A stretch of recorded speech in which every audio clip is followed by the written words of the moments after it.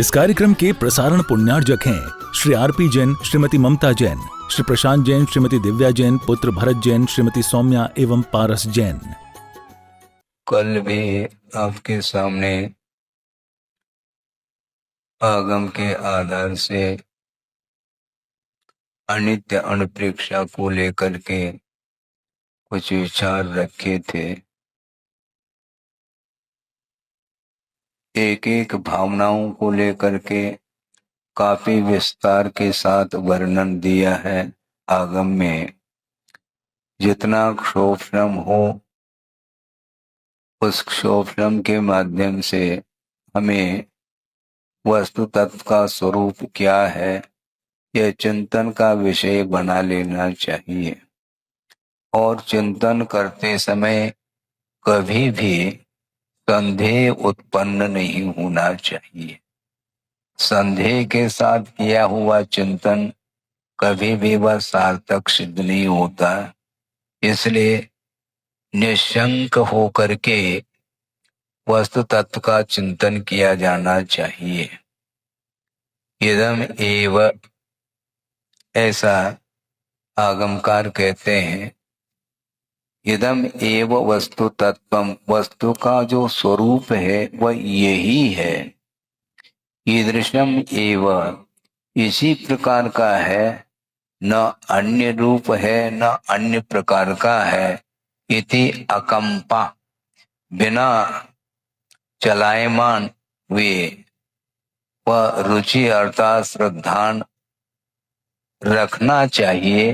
कहाँ पर? सन्मार्गे, मोक्ष मार्ग में आस्था के बिना हम चल नहीं पाएंगे। और जैसा वस्तु का स्वरूप है उसको उसी रूप में स्वीकार कर लेना चाहिए।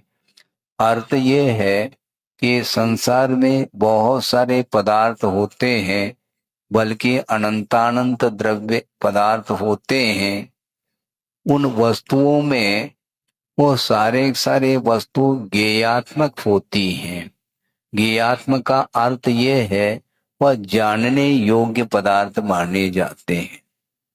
इसलिए अनंतानंत पदार्थ जब जानने योग्य हैं तो सारे पदार्थ ग्रहण करने योग्य हैं क्या? क्या सारे पदार्थ छोड़ने योग्य हैं क्या? जानने योग्य तो संपूर्ण पदार्थ है। कोई भी ऐसा पदार्थ नहीं है जो ज्ञान का विषय नहीं बनता हो। किंतु उन पदार्थों को जानते हुए कुछ ऐसे पदार्थ हैं जो हमारे लिए अहितकारी हुआ करते हैं, उनको छोड़ने का प्रयास हमें करना चाहिए, क्योंकि वो छोड़ने योग्य हैं। हातुम योग्य हेय कहा, छोड़ने योग्य जो पदार्थ है उसको छोड़ देना चाहिए। छोड़ने योग्य है यह कम से कम श्रद्धान का तो विषय बन जाए, तभी तो छोड़ने के लिए आगे बढ़ेगा, कदम बढ़ाएगा। तो छोड़ने योग्य क्या है, ग्रहण करने योग्य क्या है, इसका परिज्ञान भी समीचीन होना चाहिए। समझने के लिए जहर छोड़ने योग्य है। ऐसा कोई भी व्यक्ति नहीं है जो जहर का सेवन करना चाहता हो, स्वप्न में भी वह जहर को याद नहीं करता, क्योंकि वह छोड़ने योग्य इसलिए है क्योंकि उसके सेवन करने से मृत्यु हो जाती है, उसमें मारक तत्व है। ये गाढ़ श्रद्धान हो जाता है तभी वह उससे बचने का प्रयास करता है। ये बात अलग है, टेंशन में आकर के जहर का भी सेवन करने वाले कर सकते हैं, ये अलग वस्तु। किंतु वह खाद्य मान करके सेवन नहीं कर रहा है, क्योंकि जीवन से ऊब चुका है, इसलिए वह मरण उसको इष्ट है। इसलिए वह जहर खा करके आत्मघात करने का वह भाव रखता है। उसकी बात नहीं कही जा रही है, किंतु जो हमारे लिए अहितकारी वस्तु हैं वह छोड़ने योग्य हैं, ऐसा कहा जा रहा है। तो अहितकारी वस्तु, छोड़ने योग्य वस्तु कौन कौन से हैं? है? केवल 5 इंद्रियों के जो विषय हैं, पंचेंद्रिय विषय ही छोड़ने योग्य हैं। बाकी बाकी क्या?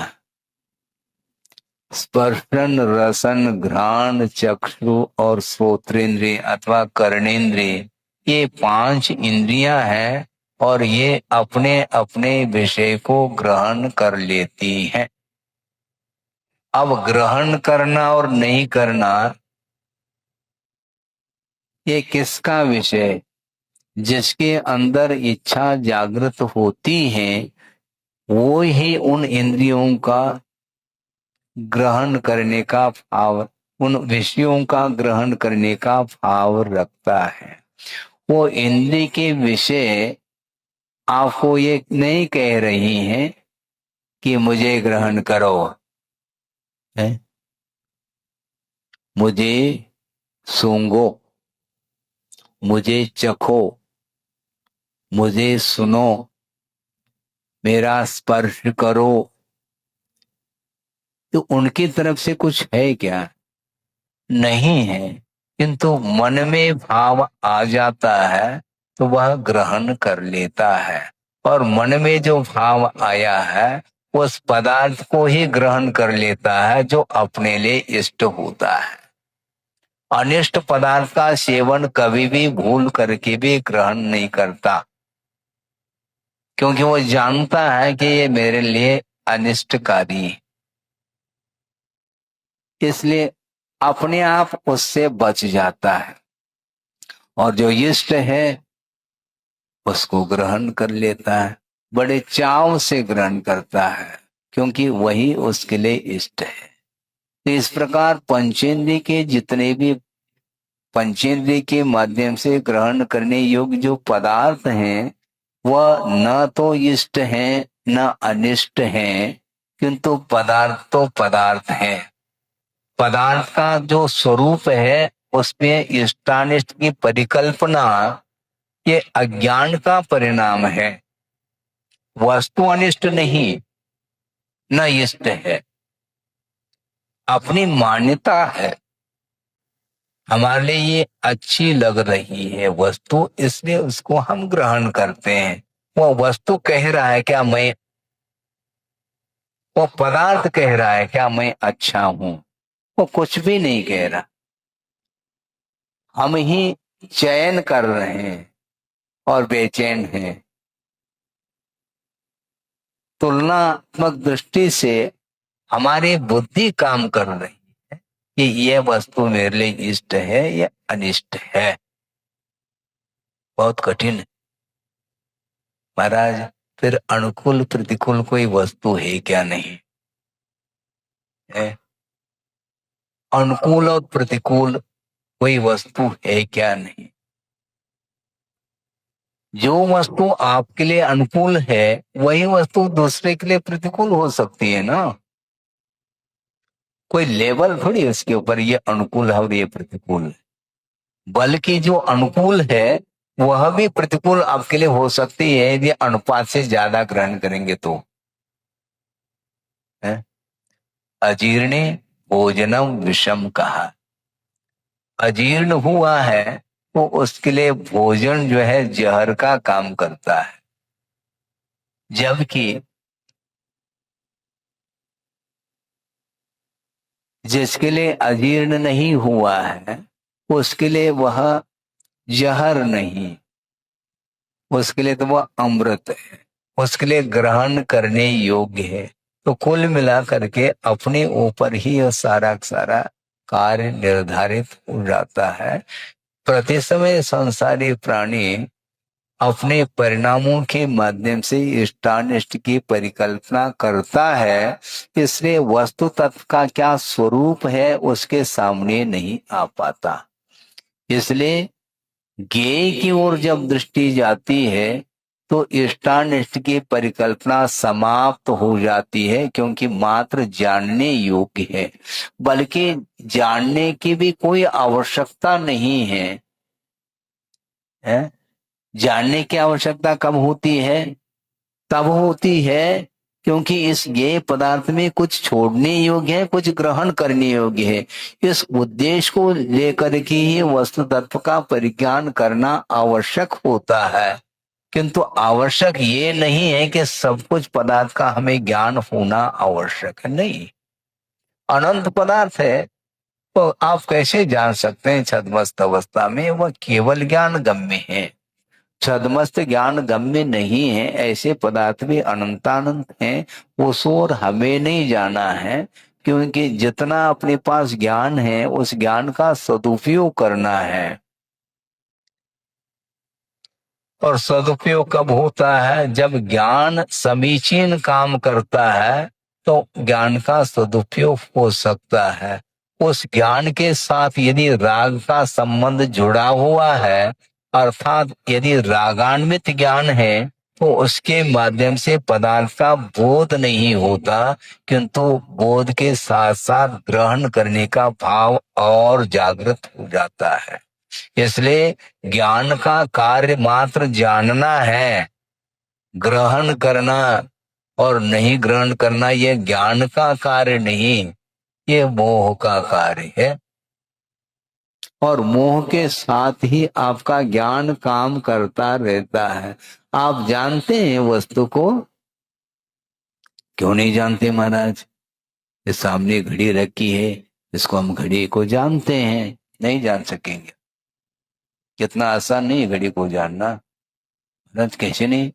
हम घड़ी को घड़ी के रूप में जान रहे हैं, पेन के रूप में थोड़ी जान रहे हैं। आप घड़ी तो घड़ी, किंतु घड़ी को घड़ी के रूप में जानना बहुत कठिन है। क्योंकि आप जानते हैं ये मेरी घड़ी, यहीं पर जो है ना, ये ज्ञान नहीं है। ये मेरी घड़ी है, ये उसकी घड़ी है, ये अच्छी घड़ी है, ये महंगी है, ये बहुत सुंदर है। इस प्रकार का जो कुछ भी ज्ञान है ये ज्ञान नहीं। फिर क्या है महाराज? ये राग। इसके कारण ही वह ग्रहण करने का भाव रखता है। जहां राग नहीं है उस वस्तु को ग्रहण करने का भाव होता ही नहीं उसको। कपड़े की दुकान में चले जाते हैं, अनेक प्रकार की वैरायटी, और उसमें जो आपको पसंद है उसी को ग्रहण करते हैं और दूसरे को नहीं करते हैं। हाँ, फ्री में मिल जाए तो ग्रहण कर लेंगे। फ्री में मिल जाए तो बस पूरा उठा लेंगे हम। लेकिन फ्री में मिलना है नहीं, तो अपने को जो अच्छी क्वालिटी की है उसको हमें ग्रहण करना। ये क्वालिटी क्या वस्तु है? वस्तु की कोई क्वालिटी होती है क्या? है क्या ये? अच्छी क्वालिटी मतलब शुरू हो गए हैं आप जान ही नहीं। कपड़े को कपड़े के रूप में जानो तो मैं कहूंगा कि आपका ज्ञान सही काम कर रहा है। किंतु क्वालिटी की ओर ध्यान आपका है, इसका अर्थ वह वस्तु से हटकर के कुछ जानना चाह, उसके कारण ही उस वस्तु को ग्रहण करने का भाव जागृत होता है। 5 रुपए ज्यादा भी लग जाए तो उसको हम ग्रहण कर लें, क्योंकि हमारे लिए बहुत इष्ट है। उसके प्रति राग जागृत हो। इसी प्रकार बहुत कठिन है ये। आपकी भूमिका में ये जो बात कही जा रही है इसको अमल करना बहुत कठिन है। विवाह संबंध होना, आप सोचो है कि अब उसमें भी चयन, विवाह करना है, ये तो राग है ही, किंतु उसमें भी क्वालिटी। सोचो विचार, रूपवती है ना, तो दूसरी क्या रूपवती नहीं? वो अमूर्त है क्या? अरूपी है क्या? क्यों हंस रहे हो? वो अरूपी है क्या? क्योंकि स्पर्श रस गंध वर्ण वंता पुद्गला ये सूत्र आया है। इसका अर्थ क्या है? जो पौद्गलिक वस्तु है वह स्पर्श रस गंध वर्णात्मक है। तो स्पर्श रस गंध वर्ण से रहित कोई पौद्गलिक वस्तु हो ही नहीं सकती। तो ऐसी स्थिति में उसमें ये जो चुनाव, ये चुनाव क्यों?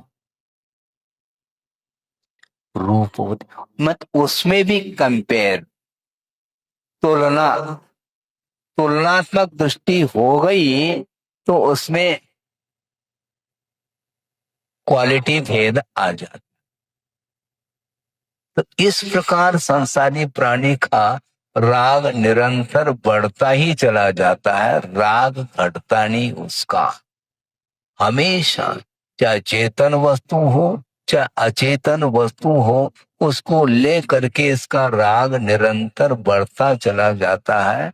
इसलिए जो उच्च क्वालिटी का नहीं, सुपर क्वालिटी, तो उसको कोई ग्रहण नहीं करता। उसको भी ग्रहण करने वाले करते हैं, जिसकी हैसियत नहीं तो वह थर्ड क्लास को भी वह ग्रहण कर लेता है, क्योंकि उसकी क्षमता उतने की ही है।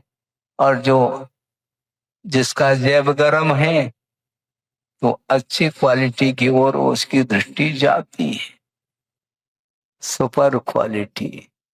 लेकिन वस्तु ना सुपर क्वालिटी है ना और कोई क्वालिटी है, कोई क्वालिटी नहीं। वस्तु तत्व की ओर ध्यान देते हैं, ये सारे सारे पर्याय हैं और इनको लेकर के हर्ष और विषाद संसारी प्राणी निरंतर करता रहता है। इसलिए अनित्य भावना का चिंतन वह नहीं कर पाता। चाहे सुपर क्वालिटी हो चाहे और भी क्वालिटी हो, वह वस्तु नष्ट होने वाली जब है तो क्वालिटी से क्या प्रयोजन हमें। लेकिन इस भूमिका से वह उठ नहीं पा रहा है और अनित्य भावना का चिंतन भी करने के लिए तैयार है। अब सोचो, विचार करो, वह कर सकता है क्या? उसके वश की बात नहीं है। क्योंकि सूत्रकार का ये कहना है ये सारे सारे संवर्ग के लिए कारण है, किंतु चारित्र के अभाव में अनुप्रेक्षा की सार्थकता सिद्ध नहीं होती। तो महाराज फिर हम तो कर ही नहीं पाएंगे, ऐसा नहीं। संस्कार की अपेक्षा से करने में बाधा नहीं। और दूसरी बात यह है, कल भी ये विषय आपके सामने रखा था, आपके पास संयम नहीं है, चारित्र नहीं है, किंतु सम्यक दर्शन के योग्य जो आचरण है, सम्यक आचरण चारित्र, वह तो आपके पास है।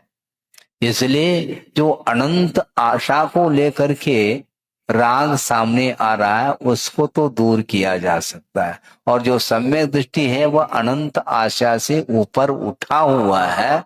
इसलिए जो अन्य जो कषाय के साथ उसके उदय में वह चिंतन कर सकता है। और दूसरी बात यह है, अन्य कषायों की तीव्रता जब रहती है उस समय भी चिंतन का विषय नहीं बन पाता। इसलिए कुल मिला करके कषाय का उदय हो किंतु उसका अनुभाग के अपेक्षा से मंद उदय हो तो उस समय आपका चिंतन बन सकता है, चिंतन की धारा बढ़ सकती है। क्योंकि मोह से ऊपर उठ करके ही चिंतन किया जाता है।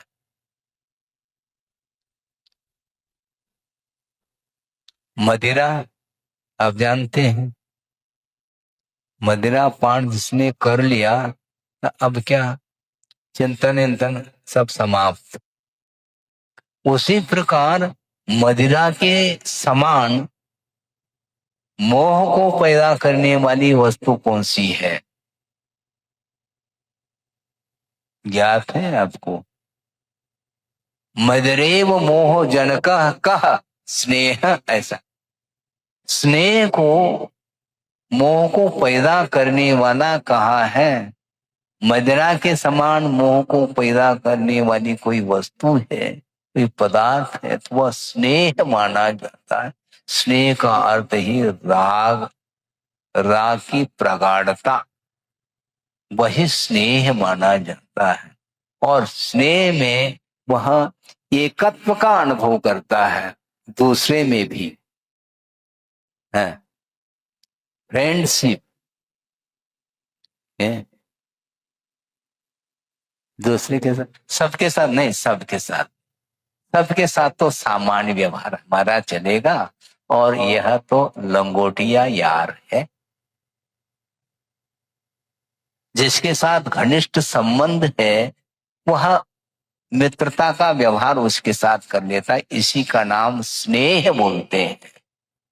स्नेह में और राग में बड़ा अंतर है। वह क्या अंतर है? राग व्यापक है और स्नेह व्यापक नहीं। महाराज बात समझ में नहीं आ रही, आएगी धीरे धीरे। राग जो होता है वह चेतना चेतनात्मक सभी पदार्थों के साथ राग हो सकता है, किंतु स्नेह चेतन के साथ ही होता है। स्नेह जो होता है वह चेतन के साथ। मित्रता किसके साथ? जड़ वस्तु के साथ मित्रता होती है क्या? नहीं, उसके साथ राग होता है। मित्रता जो होती है उसी को स्नेह बोलते हैं। वह चेतन वस्तु के प्रति स्नेह, लगाव हो जाता है, अटैचमेंट हो जाता है। वह छाया के समान उसको छोड़ना नहीं चाहता। जिसके साथ घनिष्ठ संबंध है, राग प्रगाढ़ता को प्राप्त है, तो उसके अभाव में, उसके अनुपस्थिति में उसका मन नहीं लगता। वो जा रहा है, मान लो कब आओगे, शुरू हो गया। वो जाने के पहले ही कह देता कब आओगे, रिटर्न, वापसी टिकट, किस तारीख को आओगे, अमुक तारीख के दिन। वह प्रतीक्षा करता। अरे तुम प्रतीक्षा करने से क्या, एक दिन में 10 दिन थोड़ी व्यतीत होंगे। 10 दिन बाद वो आने वाला है, तो अभी से प्रतीक्षा करने की क्या जरूरत है तुम्हें? लेकिन मन नहीं मानता है। कब आए, जल्दी आ जाए। जल्दी क्या, क्योंकि उसके प्रति राग है। और जिसके प्रति राग नहीं है, उसके आने और नहीं जाने से अब आपको कोई फर्क नहीं पड़ने वाला। तो इस प्रकार वस्तु के प्रति जो लगाव है वह वस्तुतः वस्तु के स्वरूप को ओझल करा देता है। इसलिए वस्तु तत्व का चिंतन करते समय वस्तु अनित्य के रूप में प्रतिभाषित होना चाहिए। वस्तु यदि अनित्य के रूप में प्रतिभाषित नहीं हो रही है तो निश्चित रूप से वह उसके प्रति आपका कोई या तो राग है अथवा या द्वेष है। ये दोनों पर्याय हमेशा इसको परेशानी में डालती है। ये राग द्वेष क्यों होते हैं?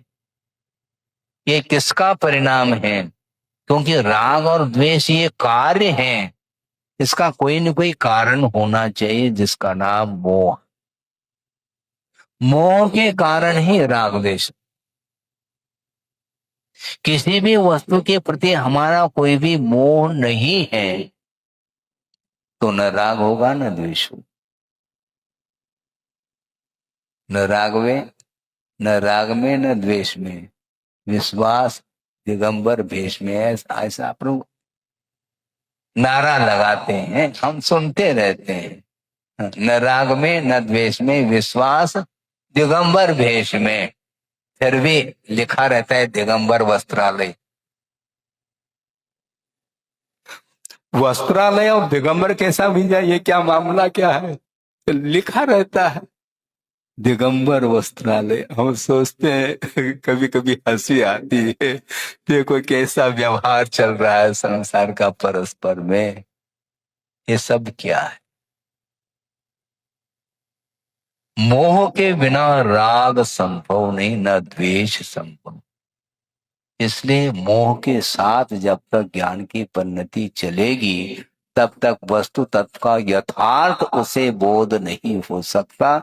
जब तक वस्तु तत्व का यथार्थ बोध नहीं होगा तब तक वह चिंतन भी उसका यूं ही चला जाता है, कोई प्रयोजन सिद्ध नहीं होता। अनित्य को अनित्य के रूप में जो चिंतन करता है वह कभी भी उससे अटैच संभव ही नहीं। जब नित्य नहीं है तो उसके साथ मेरा क्या संबंध है? आप अपने आप के साथ संबंध जोड़ो ना, जोड़ने की आवश्यकता नहीं। जब मैं अकेला ही हूं तो दूसरे के साथ क्या संबंध है? लेकिन मन नहीं लगता महाराज। फिर मन काय में लगता है? दूसरे में लगता है महाराज, अपने आप में नहीं लग सकता। वो चला गया, हमारा मन ही नहीं लगता महाराज। अवसान हुआ है भाई का, हमारा मन नहीं लगता। तो अभी तक काय में लगता था? भाई में लगता था। ये कह दो ना, क्या दिक्कत है? बिल्कुल ठीक। अपने आप में मन नहीं लगता, दूसरे में मन लगता, और उसकी अनुपस्थिति में, उसके वियोग में वह हमेशा गाफिल रहता है। इसी को बोलते हैं आर्तधान। ये पीड़ा जो हो रही है वह वस्तु तत्व की ओर दृष्टि नहीं जाने के कारण ही पीड़ा है। तो स्वरूप का परिज्ञान कर लो ना, इतना खेल थोड़ी है हर व्यक्ति परिज्ञान हो जाए। श्रद्धान अलग वस्तु, श्रद्धान के साथ ज्ञान भी है, किंतु प्रैक्टिकल में वह फेल है, प्रयोग में वह फेल होता चला जाता। मेरा इसके साथ कोई संबंध नहीं है। ये शरीर भिन्न है, मैं भिन्न हूं, और शरीर मिटने लग जाए तो खेद खिन्न। ये खेद खिन्न क्यों होता है फिर? है जो मेरे से बिल्कुल ही शरीर पृथक है, अर्थात शरीर का स्वरूप, इसका स्वभाव, इसकी प्रकृति भिन्न है, और मेरा स्वभाव जब भिन्न है तो इसके साथ क्या मतलब है? इसके वियोग में स्वयं उसको पीड़ा नहीं होनी चाहिए। मरण से भय क्यों? जब वस्तु अनित्य है तो मरण से भीति क्यों? न मे मृत्यु कुतो भीति, न मे व्याधि कुतो व्यथा, नाहम बालो न वृद्धो हम, न इवैतानि पुद्गले। ये पुष्पा स्वामी ने कहा है, ये स्टोपदेश में यह गाता श्लोक आया है। न मे मृत्यु, मेरी मृत्यु संभव नहीं, क्योंकि मैं अजर अमर हूं। ऐसी स्थिति में कुतो भीति, फिर भीति कैसे हो सकती है? न मे व्याधि, आत्मा में कोई व्याधि तो होती नहीं, और शरीर तो व्याधि मंदिर है। शरीर तो व्याधि का घर है, किंतु आत्मा तो निरोग है। फिर कुतो व्यथा, फिर पीड़ा किस बात की, वेदना किस बात की? न मे मृत्यु कुतो भीति, न मे व्याधि कुतो व्यथा, ना हम बालो, न मैं बालक हूं, न वृद्धो, न मैं वृद्ध हूं, न युवा, मैं युवा भी नहीं हूं। ये तानी पुद्गल, ये सारे जो अवस्थाएं हैं ये पौद्गलिक द्रव्य में घटित हो रही है, इसलिए मेरा इससे क्या सरोकार है? इस प्रकार चिंतन करना खेल नहीं है। कहना बहुत आसान है, उपदेश देना बहुत सरल है। टू इजीली, बहुत सरलता के साथ हम उपदेश दे सकते हैं, किंतु टू टफ, उसके अनुरूप अपने आप को ढालना ये बहुत कठिन होता है। वस्तु अनित्य है, अनित्य है, अनित्य। ये कहना, श्रद्धान होना, यह भी कथनचित सरल है।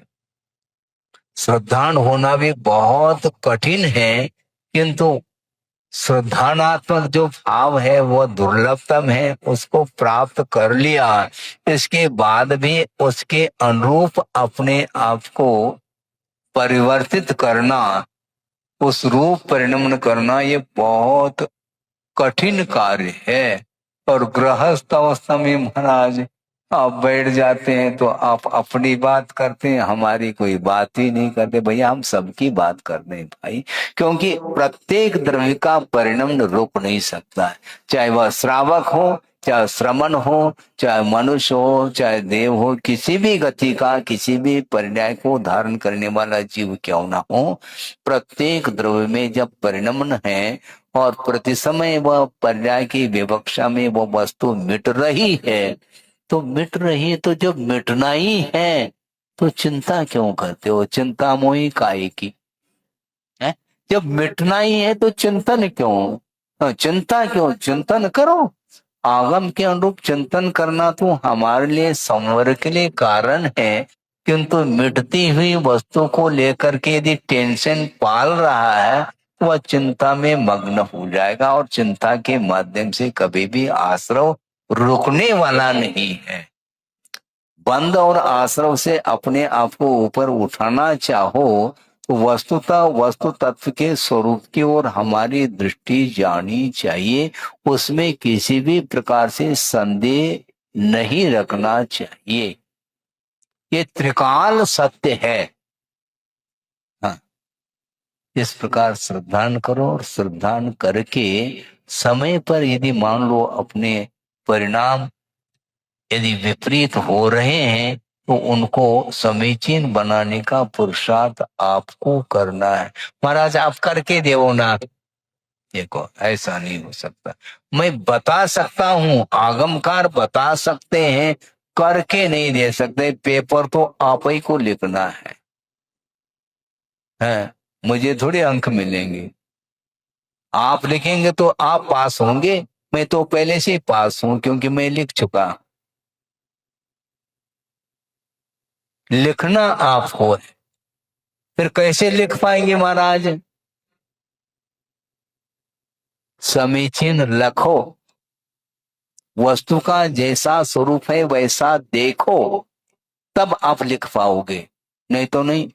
देखने में विपरीतता आ रही है तो लिखने में भी विपरीतता आएगी, इसमें क्या शक है? इसमें थोड़ी संदेह है।